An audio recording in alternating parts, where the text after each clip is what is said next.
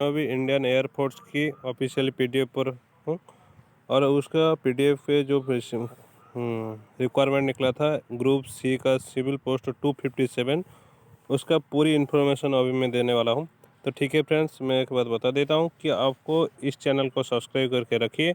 जब भी latest government job की अपडेट कोई आएगी तो मैं आपके साथ शेयर करूँगा। तो ठीक है फ्रेंड्स, हम देखेंगे अभी जो मल्टीटास्किंग पोस्ट के बारे में बता रहा हूँ। टोटल 257 पोस्ट निकला है 10th और +2 का क्वालिफिकेशन मिलाकर, और 10th के लिए 164 का वैकेंसी है। तो कौन सी कितना वैकेंसी है मैं इधर मैं आपको बता देता हूँ। तो देखिए, एज लिमिट है 18 से 25 ईयर के लिए, और ओबीसी के लिए 3 इयर्स एज रिलैक्सेशन है, और SC ST के लिए 5 इयर्स एज रिलैक्सेशन है। तो उसके बाद मैं बता देता हूँ जो मल्टीटास्किंग स्टाफ है।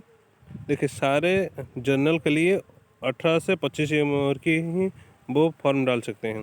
ठीक है फ्रेंड्स, मैं आपको बता देता हूँ जो मल्टीटास्किंग स्टाफ के लिए है क्वालिफिकेशन मैट्रिक क्वालिफिकेशन है, और 1 ईयर की वॉचमैन या लश्कर का वो कोई ऑर्गेनाइजेशन या इंस्टीट्यूट का एक्सपीरियंस सर्टिफिकेट चाहिए 1 ईयर्स का। हाउस कीपिंग स्टाफ के लिए मैट्रिक क्वालिफिकेशन है और कुछ भी नहीं चाहिए, और मेस स्टाफ के लिए मैट्रिक क्वालिफिकेशन है और 1 ईयर की एक्सपीरियंस से चाहिए, जो कि वेटर की या वाचर की।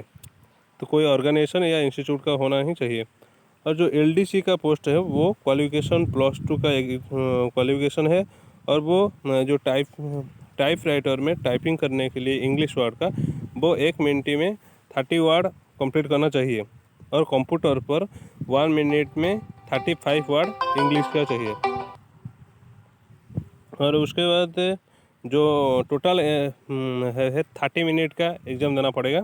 उसमें 10,500 वर्ड टाइप करना पड़ेगा, और 5% एरर होने के लिए कोई एरर हुआ तो चलेगा, लेकिन 5% से ज़्यादा एरर हुआ तो वो कैंसिल हो जाएंगे।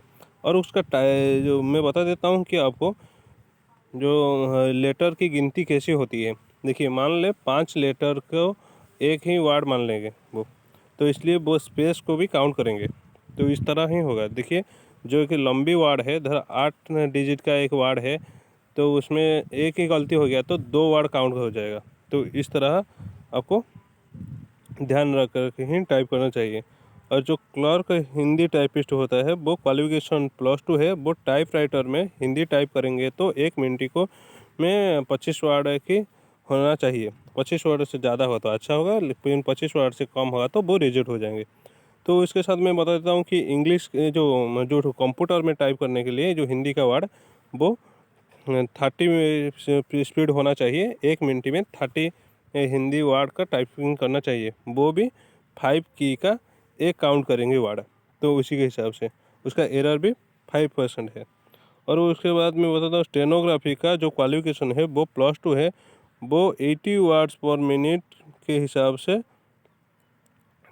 डिक्लेरेशन ही करना पड़ेगा, और ट्रांसपेरेंसी जो 50 मिनट में वो देंगे वो इंग्लिश में कंप्यूटर में करना पड़ेगा। और स्टोर के लिए जो क्वालिफिकेशन है वो ग्रेजुएशन है, और रिकॉग्नाइज बोर्ड या यूनिवर्सिटी में का होना चाहिए, और experience of handling store keeping accounting, जो कि जो स्टोर को संभालने का दायित्व तो वो वहन करेंगे, तो इसलिए वो स्टोर की एक्सपीरियंस होना चाहिए कोई ऑर्गेनाइजेशन या इंस्टीट्यूट का।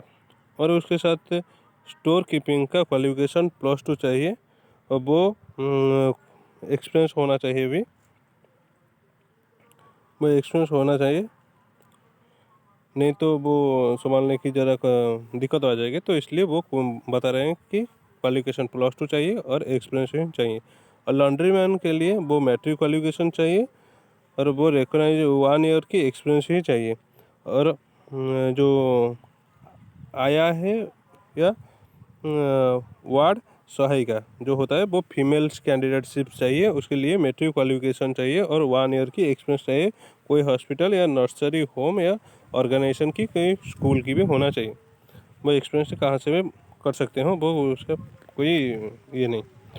और कारपेंटर का जो है, कारपेंटर जो काठ का काम करते हैं उसके लिए क्वालिफिकेशन मैट्रिक ही चाहिए और वो कोई कहाँ का इंस्टीट्यूट का सर्टिफिकेट चाहिए, नहीं तो कोई ऑर्गेनाइजेशन का भी सर्टिफिकेट होगा तो अच्छा होगा। और पेंटर के लिए उसका क्वालिफिकेशन मैट्रिक है, वो जो कोई इंस्टीट्यूट का सर्टिफिकेट होना चाहिए। और मैकेनिक के लिए क्वालिफिकेशन 10th है और उसके साथ और उसके साथ जो सिविल मैकेनिकल ट्रांसपोर्ट ड्राइवर का पोस्ट जो निकला है वो क्वालिफिकेशन 10th चाहिए। और उसके साथ उसका सिविल का लाइट या हेवी का लाइसेंस चाहिए और मस्ट भी performance of skill driving knowledge होना चाहिए और मिनिमम 2 ईयर की एक्सपीरियंस होना चाहिए मोटर व्हीकल के। तो इसलिए वो उसका एक्सपीरियंस चाहिए। कुक के लिए वो मेट्रिक क्वालिफिकेशन चाहिए और 1 ईयर की एक्सपीरियंस चाहिए उस ट्रेड के लिए। तो फायरमैन के लिए जो हाइट और क्वालिफिकेशन ज़्यादा है तो मैं उसको बता देता हूँ, वो क्वालिफिकेशन मैट्रिक होना चाहिए और एक फायर एंड सेफ्टी के लिए कि कोर्स करना चाहिए जो कि कोई ऑर्गेनाइजेशन या इंस्टीट्यूट से। और एक बार बता देता हूँ, उसका हाइट 165 होना चाहिए। SC ST ST कैंडिडेट के लिए सिर्फ 162.5 ही होना चाहिए और चेस्ट के लिए 81.5 सेंटीमीटर नॉर्मल चेस्ट चाहिए और फुलाने के बाद 85 चेस्ट होना चाहिए और वेट है 50 kg का वेट चाहिए। और जो टेस्ट देंगे वो 63 kg का वजन उठाकर वो 183 मीटर जाना चाहिए, वो 96 के सेकंड में। और उसके साथ वो 2.7 मीटर की लॉन्ग जंप मार सकते हैं होना चाहिए। और जो रोपिंग होता है रस्सी चढ़ना, वो 3 मीटर की रस्सी पाना चाहिए।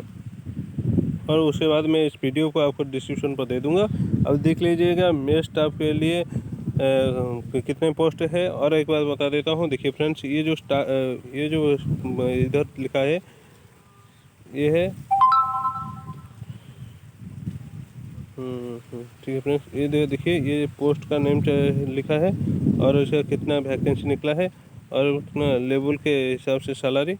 और एक बात बता देता हूँ, जो देखिए ये कहाँ पर भेजना है उसका फुल एड्रेस, ये जिस पोस्ट के लिए आप भेजोगे उस पोस्ट के लिए अलग अलग एड्रेस है, तो उसी एड्रेस पर आपको फॉर्म भेजना पड़ेगा।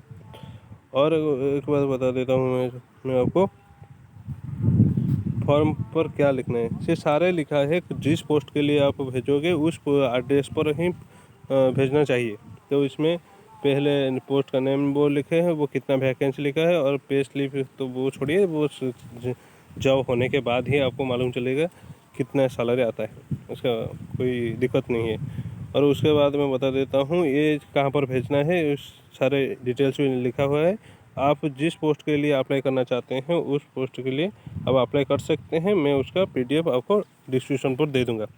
तो ठीक है फ्रेंड्स, देखेंगे तो ये जो एप्लीकेशन आप कैसे डालोगे, तो एप्लीकेशन के जो काम होता है उस पर आप लिखोगे बड़ी अक्षर पे application for the post of, इस पोस्ट के लिए अप्लाई करे हो और एंड कैटेगरी उसमें आपको कौन सी कैटेगरी हो, SC ST OBC कौन सी कैटेगरी हो उस कैटेगरी पर आप लिखेंगे।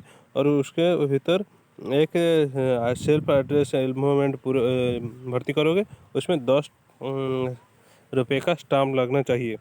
और लास्ट डेट वो 30 डेज के अंदर ही, देखिए 20 फरवरी को वो फॉर्म निकला है, तो 19 मार्च के अंदर ही फॉर्म उस एड्रेस पर पहुंच जाना चाहिए। और उसके बाद ही मैं बता देता हूँ कि SC ST OBC जो हो है उसका सर्टिफिकेट मैंडेटरी है और क्या क्या वो डॉक्यूमेंट ले जाएं एजुकेशन क्वालिफिकेशन की सर्टिफिकेट चाहिए और रेसिडेंट क्वालिफिकेशन चाहिए और जो कास्ट सर्टिफिकेट वो चाहिए सेल्फ अटेस्टेड में, जो सिग्नेचर और डेट डालकर ही आप फॉर्म में डाल दीजिएगा। और उसके बाद एज रिलैक्सेशन में बता देता हूँ फिर से, 3 इयर्स OBC के लिए है, 5 इयर्स SC ST के लिए है और 10 इयर्स है फिजिकल हैंडीकेप्ड कैटेगरी के लोगों के लिए। तो इसलिए आप कौन सी कैटेगरी हो उसी के हिसाब से आप फॉर्म भर सकते हैं। और उसके बाद ही देखिए फ्रेंड्स, आपके मन में जो भी क्वेश्चन आता है तो आप कमेंट बॉक्स में ज़रूर बताइएगा, मैं उस क्वेश्चन को आपको रिप्लाई दूंगा। ठीक है फ्रेंड्स। फॉर्म आपको इस तरह फॉर्म आपको आया है। फॉर्म ऑफलाइन फॉर्म है। आपको फॉर्म में जो भी कुछ है, यदि चाहो तो मुझे कमेंट बॉक्स में लिख के बता दीजिएगा, मैं आपको फॉर्म भी की PDF आपको भेज दूँगा। ठीक है फ्रेंड्स, वीडियो ज़रा लंबी हो जाएगी भैया, तो थैंक यू फ्रेंड्स वीडियो को पूरा देखने के लिए। तो इस चैनल को सब्सक्राइब करके रखिए और उसके साथ बेल आइकन को भी क्लिक करके रखिए। जब भी गवर्नमेंट जॉब की कोई भी इन्फॉर्मेशन आए तो मैं आपके साथ शेयर करूँगा। Thank you friends.